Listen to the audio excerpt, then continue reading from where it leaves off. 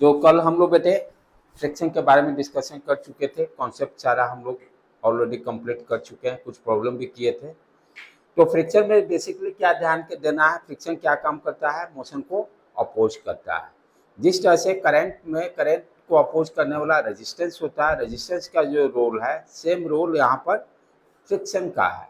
हमेशा इसका काम क्या है, जो भी मोशन हो रहा है उसको रोकना। इसीलिए फ्रिक्शन फोर्स क्या होता है, मोशन के डायरेक्शन के अपोजिट डायरेक्शन में होता है, राइट। तो फ्रिक्शन बहुत हेल्पफुल भी है। हम जो वॉकिंग करते हैं फ्रिक्शन के कारण ही हम लोग का वॉकिंग होता है, राइट। कहीं कहीं फ्रिक्शन का जहाँ स्पीड आपको कम करना रहता है तो फ्रिक्शन के कारण ही स्पीड होता है, कम हो जाता है। Friction is also useful for our life. और फ्रिक्शन दो टाइप के हैं, स्टैटिक फ्रिक्शन और kinetic friction. Friction two types के हैं, static and kinetic. Static friction में हम लोग क्या देखे हैं, जब तक ऑब्जेक्ट मोशन नहीं करता है,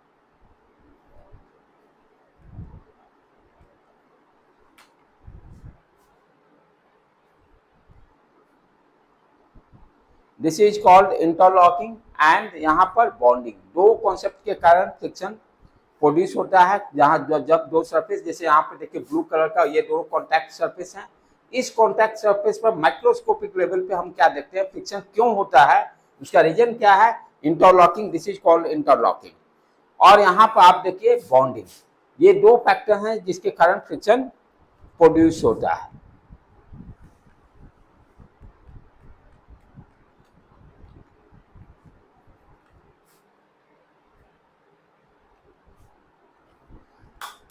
राइट। फर्स्ट टू टाइप्स कहते हैं। स्टैटिक फ्रिक्शन जो होता है, जब ऑब्जेक्ट मोशन नहीं करेगा तो उसको हम लोग मोशन नहीं करेगा, जब यानी रेस्ट में रहेगा। जब ऑब्जेक्ट रेस्ट में रहेगा तो किस टाइप का फ्रिक्शन लगता है, स्टैटिक फ्रिक्शन लगता है। स्टैटिक फ्रिक्शन वेरिएबल होता है। इसी में हम लोग लिमिटिंग फ्रिक्शन की बात किया है, दैट इज मैक्सिमम फ्रिक्शन, जहां पर sliding just start to sliding या जस्ट स्टार्ट टू मोशन। यदि लिमिटिंग फ्रिक्शन से हम कम फोर्स लगाते हैं, एक्सटर्नल फोर्स, तो मेरा कौन सा हुआ फ्रिक्शन, स्टैटिक फ्रिक्शन। जितना हम फोर्स लगाएंगे वही फ्रिक्शन का वैल्यू होगा। जैसे इस डायग्राम में देखे हैं, 5 न्यूटन फोर्स लगा रहे हैं तो स्टैटिक फ्रिक्शन 5 न्यूटन, 10 न्यूटन लगा रहे हैं 10 न्यूटन, 15 न्यूटन लगा रहे हैं 15 न्यूटन। कब तक होगा, जब तक आप एक्सटर्नल फोर्स लिमिटिंग फ्रिक्शन से आप कम लगाओगे।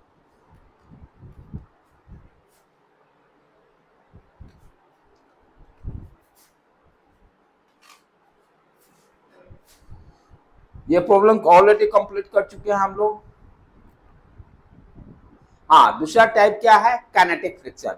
काइनेटिक फ्रिक्शन कब होगा, जब एक्सटर्नल फोर्स लिमिटिंग फ्रिक्शन से ज्यादा होगा। लिमिटिंग फ्रिक्शन क्या होता है, mu S into M G. Mu S into M G. Mu S क्या होगा, कोफिशिएंट ऑफ स्टैटिक फ्रिक्शन। तो एक्सटर्नल फोर्स जब आपका लिमिटिंग फ्रिक्शन से ज्यादा होगा तब क्या होगा, मोशन स्टार्ट हो जाएगा। और उस ड्यूरेशन में जो फ्रिक्शन लगता है उस फ्रिक्शन का नाम क्या है, काइनेटिक फ्रिक्शन। उसका वैल्यू क्या होगा, एफ के इक्वल टू म्यू के इंटू एन ए। म्यू का वैल्यू जब भी होगा तो 0 से 1 के बीच में ही होगा, ये भी ध्यान देने की बात है। म्यू का वैल्यू आइदर स्टैटिक हो या काइनेटिक हो, किसके बीच में लाइज करेगा, 0 to 1, 1 से ज्यादा कभी नहीं, 1 से ज्यादा कभी नहीं। ये प्रॉब्लम ऑलरेडी, हाँ ये tips that is very very important. यदि एक्सटर्नल फोर्स लिमिटिंग फ्रिक्शन से कम है तो क्या होगा, ऑब्जेक्ट रेस्ट में रहेगा। ऑब्जेक्ट रेस्ट में रहने का मतलब एक्सेलरेशन भी 0 होगा। जो एक्सटर्नल फोर्स होगा वही क्या होगा, स्टैटिक फ्रिक्शन होगा। These two lines are very important. जब आपका एक्सटर्नल फोर्स लिमिटिंग फ्रिक्शन से कम होगा तो क्या हो सकता है, एक्सेलरेशन 0, क्योंकि रेस्ट में रहेगा। What is the static friction, जो एक्सटर्नल फोर्स लगाएंगे वही स्टैटिक फ्रिक्शन कहलाएगा। जब आपका एक्सटर्नल फोर्स लिमिटिंग फ्रिक्शन के बराबर होगा तो वहां पर just to start the motion या स्लिपिंग मोशन भी बोलते हैं, राइट। इस डायरेक्शन में क्या होगा, एक्सेलरेशन तो 0 ही रहेगा और फ्रिक्शन कितना होगा, लिमिटिंग फ्रिक्शन के बराबर, mu S into N A. जब एक्सटर्नल फोर्स लिमिटिंग फ्रिक्शन से ज्यादा होगा तो मोशन स्टार्ट हो जाएगा। तो नेट फोर्स क्या हो जाएगा, एफ एक्सटर्नल माइनस एफ के, एफ एक्सटर्नल माइनस एफ के डिवाइडेड बाई एम।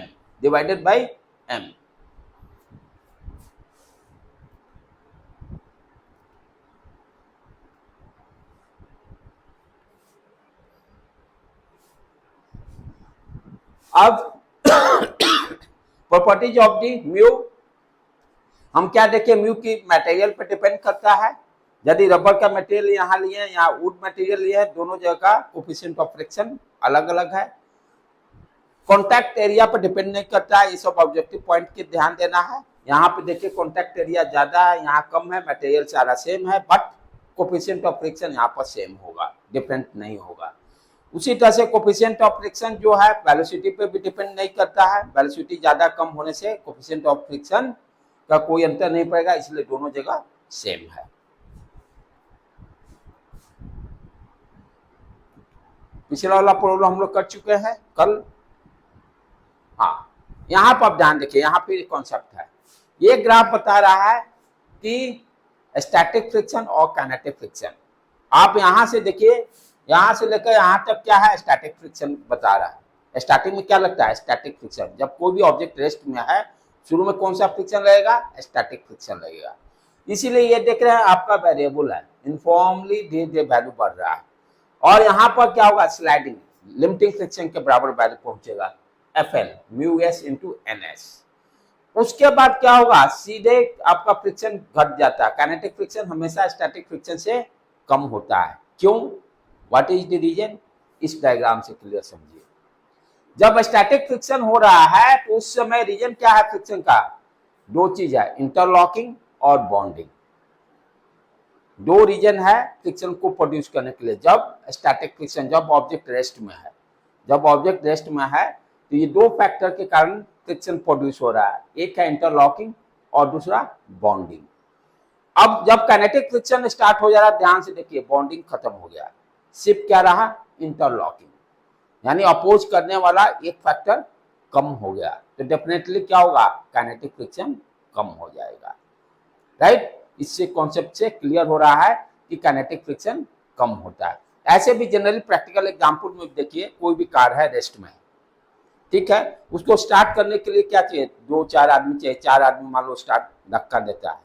जब जो थोड़ा सा जब मोशन में हल्का सा जब पुश कर दे तो चलने लगता है, तब आप कम ही फोर्स, तीन आदमी भी रहेगा तभी वो कार मूव करेगा। यानी स्टार्ट करने के लिए ऐसे भी हमें ज्यादा फोर्स की जरूरत पड़ती है। ज्यादा फोर्स होने का मतलब फ्रिक्शन ज्यादा है, फ्रिक्शन ज्यादा है। तो किसी भी ऑब्जेक्ट को स्टार्ट करना है, स्टेट को चेंज करना है, तो हमें ज्यादा फोर्स अप्लाई करना पड़ता है। ऐसे भी प्रैक्टिकली कॉन्सेप्ट से भी देखा जाए तो सही है कि स्टैटिक फ्रिक्शन जो होता है ज्यादा होता है। राइट, ये भी प्रॉब्लम हम लोग 30 डिग्री नहीं वहीं पर इंट किए थे, कल का पिछले स्लाइड पे इंट था। हाँ, यहाँ से स्टार्ट करें। The block of mass 2 kilogram, block of mass 2 kilogram is placed on the fixed inclined plane as shown in figure. The angle of inclination of the plane is 30 degree. इस plane का inclination angle दिया हुआ 30 degree. Find the minimum value of F, यानी हम यहाँ पर कितना force लगाएं, यहाँ पर इस ब्लॉक पे हम कितना फोर्स लगाएं so that block does not move. जैसे ये इंक्लाइन प्लेन है, ये पेन रखा हुआ है, अब इसको फोर्स नहीं लगाएंगे तो ये नीचे चला जाएगा, तो हम फोर्स लगा के इसको रोक के रखे हैं। तो कितना फोर्स लगाएं कि ये ब्लॉक मूव नहीं करे। राइट, इसी के लिए हमको ये फोर्स का वैल्यू निकालना होगा।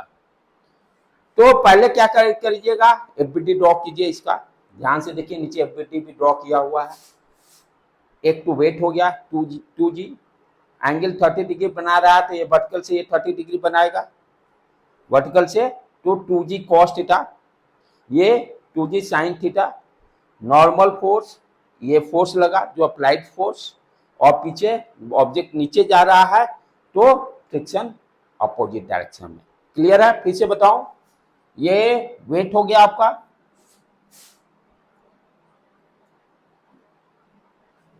ये हो गया वेट। राइट, उसके बाद यहां पे देखिए इसका कंपोनेंट लिए 2g sin 2g cos theta, 2g sin theta, weight का दोनों कंपोनेंट आ गया। देन ये नॉर्मल फोर्स, ये जो फोर्स अप्लाइड, ये लिमिटिंग फ्रिक्शन। हमें इस F का वैल्यू निकालना है, ये इक्विलिब्रियम में है, रेस्ट है, तो क्या करना होगा, इंक्लाइन प्लेन के लॉन्ग नेट फोर्स 0, ये भी नेट फोर्स 0, यही कॉन्सेप्ट है। और दोनों को करके हम f का वैल्यू निकाल लेंगे। अब देखो ये सारा दिया हुआ डाटा ठीक है, तो इस डायरेक्शन की बात करें, नॉर्मल फोर्स ऊपर लग रहा है, ये फोर्स नीचे, और 2g cos 30 ये भी नीचे, तो Na equal to we can write F plus 2g cos theta. First equation Na equal to 2g cos theta plus F, ये लिख लिए, नेट फोर्स 0। उसी तरह से अच्छा इस FL का वैल्यू क्या होगा, FL का वैल्यू हम जानते हैं mu into Na, mu equal to Na यहां निकाल लिए हैं पहले वाला से, म्यू इंटू Na वैल्यू रख दिए, 1/2√3 म्यू का वैल्यू दिया हुआ है 1/2√3, ब्रैकेट में ये जो Na का वैल्यू उसको आप रख दिए। अब हॉरिजॉन्टल डायरेक्शन इंक्लाइंड प्लेन के लॉन्ग देखिए, FL equal to 2g sin theta, FL equal to 2g sin theta, FL का भी वैल्यू ये पहले इक्वेशन लिख दिए, FL equal to 2g sin theta, sin 30 का वैल्यू 1/2 रखिए, g का वैल्यू 10 रखिए, 10 न्यूटन आ गया। और FL कितने के बराबर है, ये राइट हैंड साइड में फर्स्ट इक्वेशन, वैल्यू को यहाँ रखेंगे और F का वैल्यू को कैलकुलेट कर लेंगे, F इक्वल टू 10√3, इसको घर पे असाइनमेंट में आप लोग कीजिएगा फिर से दोबारा, राइट है, ठीक है बेटे।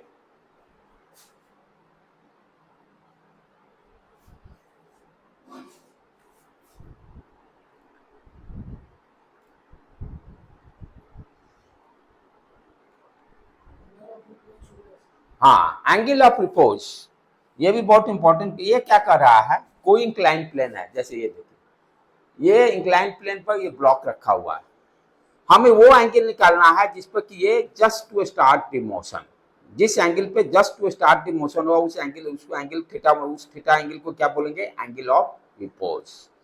द मिनिमम एंगल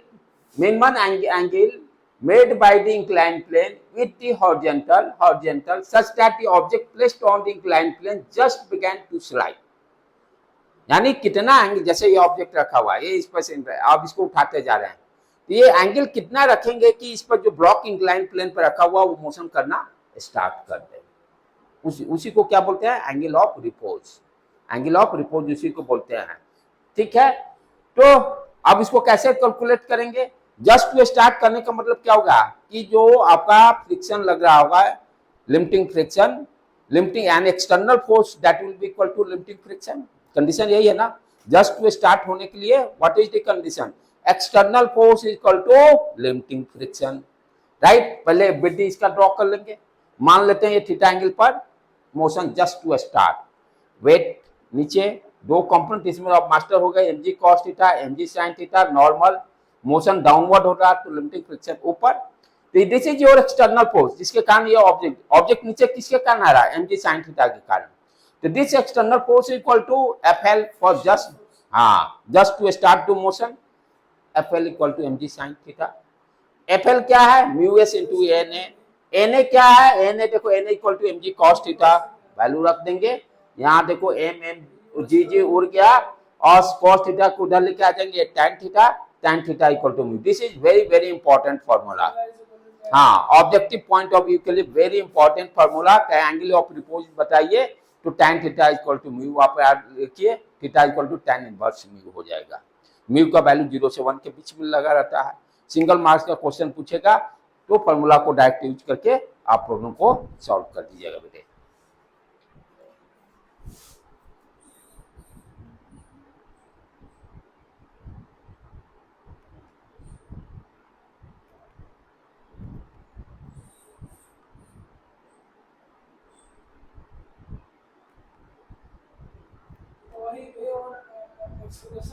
हाँ एक मिनट रुक जाओ, एक आएगा आएगा आएगा, एक मिनट देख लेते हैं, आगे तो नहीं बढ़े हम लोग, हाँ ठीक, हाँ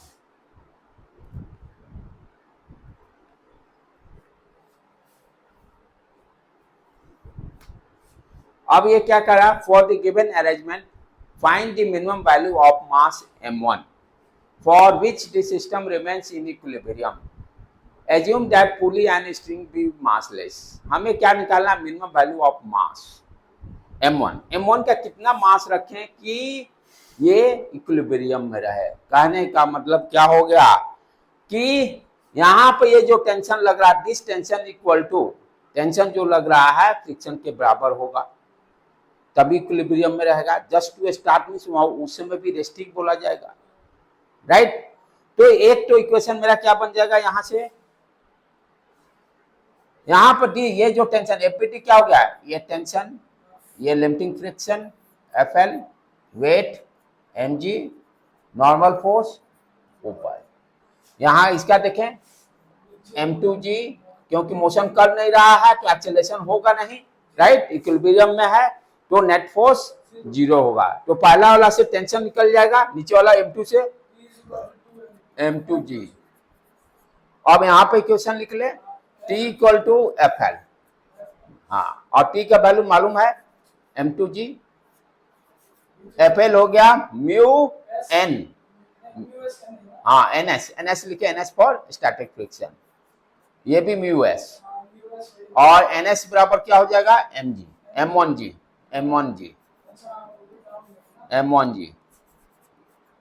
यहां से जी उड़ा दो।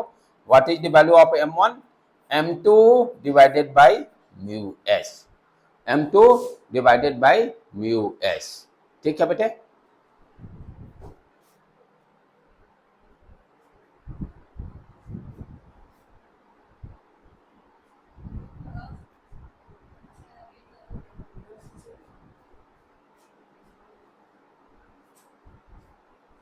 अंदर से देखना खुला है बेटे, गली वाला जा रहा है। हाँ, नेक्स्ट देखो, उसी को सॉल्व किया है, जो अभी प्रॉब्लम हम लोग सॉल्व किए, दो मेथड दिया हुआ है, राइट। यहाँ पे एक्सेलरेशन 0 कर दिया ना, आ गया भाई F external equal to F L, external acceleration 0 हो गया ना, एक्सेलरेशन 0 हो जाए तो ये क्या हो जाएगा, ऊपर वाला equation F external equal to F L हो जाएगा। हम लोग जो टेक्निक किए वो इस टेक्निक से यहाँ दिया हुआ है, यहाँ इक्वेशन वाला से। यहाँ भी क्या है, ये रट्टूमल वाले के लिए हो गया, दिमाग वाला जो होगा उससे करेगा, राइट। अब for the given system evaluate the acceleration of the system, ये अब देखो क्वेश्चन क्या दे रहा है, हमें क्या निकालना है, एक्सेलरेशन निकालना, ये जो दिया हुआ है, राइट। क्या करेंगे, अब दिमाग अपना अपना लगाने का है। देखो यहाँ पर ये ब्लॉक नीचे जा रहा है, पहले तो एफबीटी आप ड्रॉ कर लीजिए, ड्रॉ डी एफबीटी, तो ये नीचे हो गया mg, ऊपर टेंशन t। अच्छा, यहाँ दोनों को हम एक साथ भी ले सकते हैं, अलग भी ले सकते हैं, क्योंकि ये टेंशन क्या इंटरनल फोर्स है, तो कंबाइन करके सिस्टम में 2m भी लिख सकते हैं, दोनों का मास भी सेम है, तो वी कैन कंबाइन, इसको कर देंगे, कंबाइन करने पर ये क्या हो जाएगा 2m हो जाएगा, क्योंकि जो फोर्सेज लग रहे हैं इंटरनल फोर्सेज। तो कंबाइन करने के बाद अब क्या हो गया, ऊपर वाला ब्लॉक 2m मास, इसका एफबीटी, ये टेंशन t, वेट हो गया 2mg, ऊपर नॉर्मल फोर्स, और यहां पर फ्रिक्शन फोर्स, यही हो गया।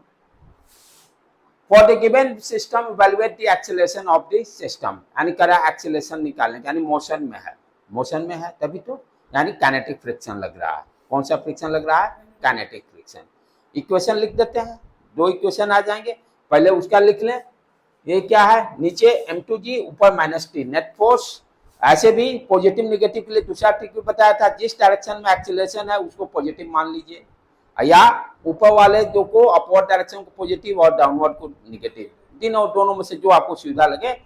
तो जैसे यहाँ पर नीचे जा रहा है, नीचे वाला को हम पॉजिटिव मान लेंगे, तो right equation mg minus t equal to ma, equation 1 हो गया।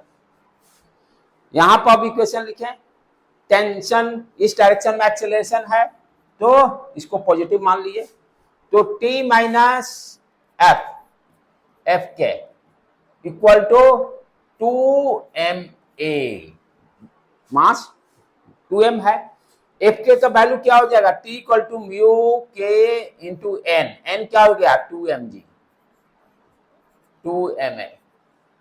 अब दो इक्वेशन है, पुट करके हम ए निकालें, जैसे यहां से टेंशन निकालें, जो भी करें, यहां देखो दोनों को सम करेंगे, टेंशन उड़ जाएगा, इक्वेशन 1 एंड 2,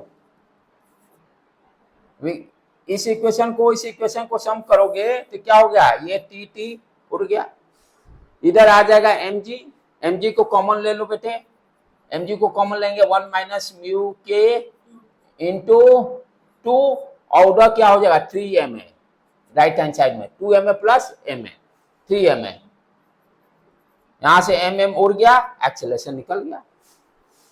देखो इसका भी उसी तरह से ये भी किया है, राइट, सेम, कोई दिक्कत नहीं। एक बार आप प्रैक्टिस कर लीजिएगा इसको।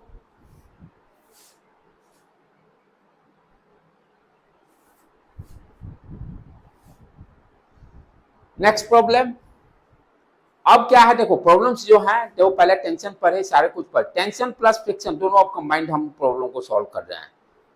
अब प्रॉब्लम क्या हो गया, टेंशन प्लस पुली, टेंशन और फ्रिक्शन तीनों आ गए। अब इस क्वेश्चन को पहले कर ले।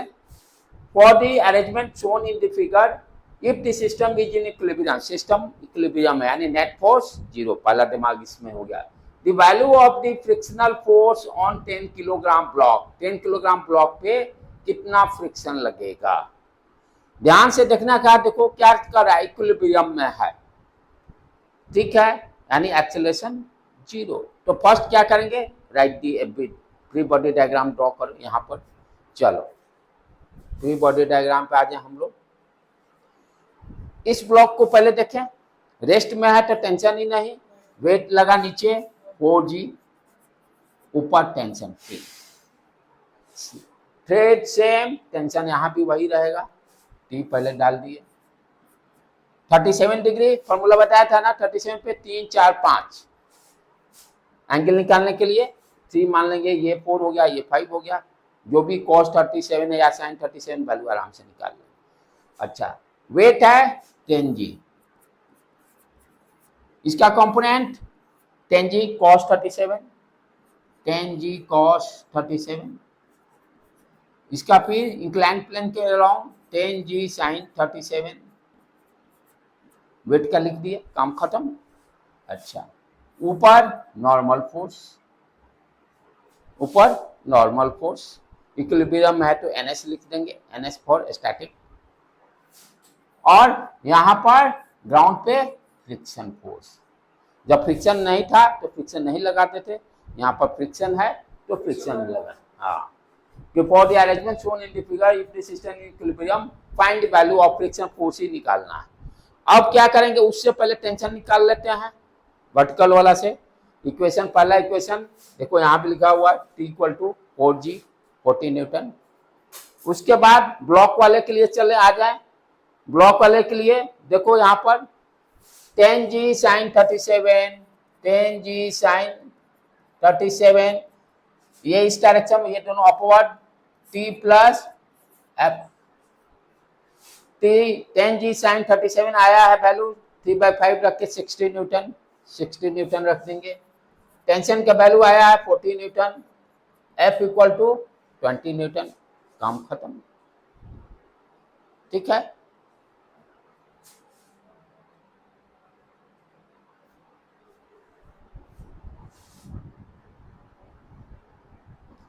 ये ऑलरेडी बताया था, लेकिन एक बार और इसको समझ लीजिए, दैट इज वेरी इंपॉर्टेंट। बहुत बच्चों को कंफ्यूजन रहता है कि हम जब मूव करते हैं तो स्टैटिक फ्रिक्शन कैसे लगता है।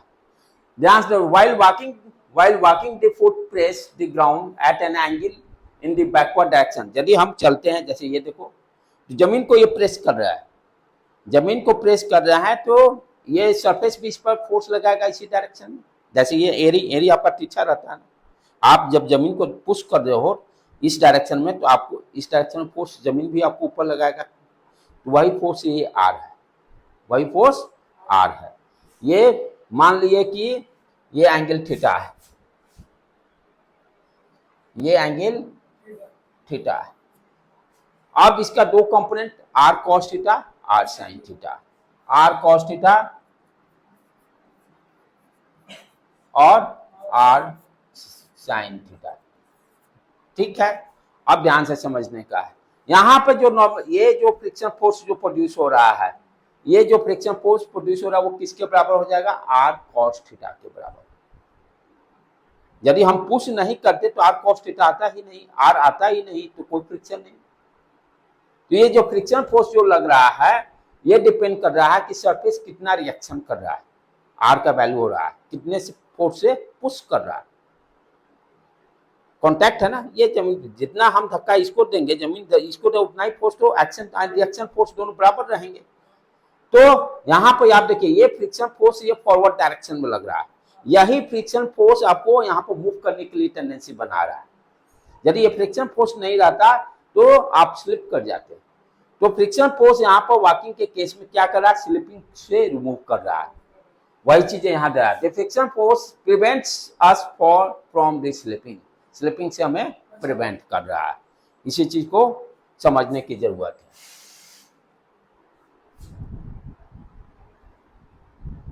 उसी चीज को इसने एंगल ऑफ फ्रिक्शन यदि यहाँ पर निकालना होगा तो जैसे हम लोग हॉरिजॉन्टल लिए तो वर्टिकल कहीं से ले कोई दिक्कत नहीं, जब यहाँ से एंगल मेजर करोगे तो आर कॉस थीटा ये हो जाएगा, ये आर साइन थीटा हो जाएगा।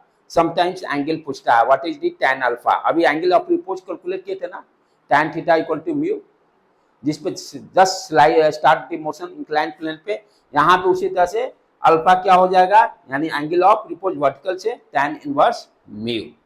The angle made by the resultant of normal force and limiting friction with the normal reaction is called angle of friction। इसी को angle of friction बोलते हैं, वहाँ angle of repose बोले थे, यहाँ angle of friction बोलेंगे। राइट, इसी पे जस्ट फॉर्मूला दिया हुआ है, the coefficient of friction between two surfaces is 0.2, the angle of friction निकालना है, क्या करेंगे, tan theta equal to 0.25, 0.2 दिया हुआ, tan अल्फा 1/5 कैलकुलेट कर लेंगे, अपना आंसर भी कॉट में दिया तो कॉट के हिसाब से इसको सेट कर देंगे। राइट बेटे, हाँ आज अब यहीं रहने दें, ये अब नया कॉन्सेप्ट है, उसको कल हम लोग पढ़ेंगे।